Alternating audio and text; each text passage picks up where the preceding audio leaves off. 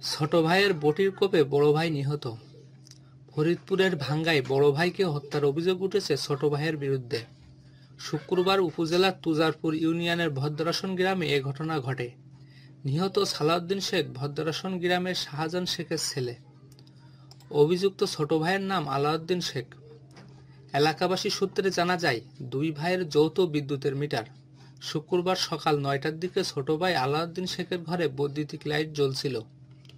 বড় ভাই সালাউদ্দিন শেখ এর প্রতিবাদ করেন। এ নিয়ে দুই ভাইয়ের মধ্যে তর্ক বিতর্ক হয়। এক পর্যায়ে ছোট ভাই বটি দিয়ে বড় ভাইকে কোপ দেয়। কোপটি পেটে লাগে।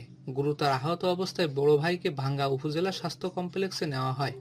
কর্তব্যরত চিকিৎসক রোগীর অবস্থা আশঙ্কাজনক হওয়ায় ঢাকা মেডিকেল কলেজ হাসপাতালে পাঠানোর পরামর্শ দেন।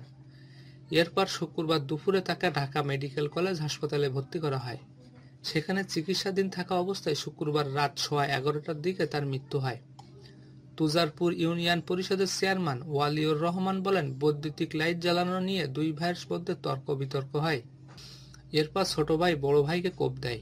ঢাকা মেডিকেল কলেজ হাসপাতালে চিকিৎসাধীন অবস্থায় বড় ভাই মারা যায়। তিনি আরও বলেন, ভদ্রাসন গ্রামের শাহজাহান শেখের 5 ছেলে। এর মধ্যে সালাউদ্দিন শেখ বড় আর আলাউদ্দিন শেখ দ্বিতীয় সন্তান। সালাউদ্দিন পেশায় ভ্যান চালক আর আলাউদ্দিন রাজমিস্ত্রির সহযোগী হিসেবে কাজ করেন। ভাঙ্গা থানার ভারপ্রাপ্ত কর্মকর্তা মোহাম্মদ আশরাফ শেখ বলেন, ঘটনা শুনেছি, এ ব্যাপারে আইনগত ব্যবস্থা প্রক্রিয়াধীন।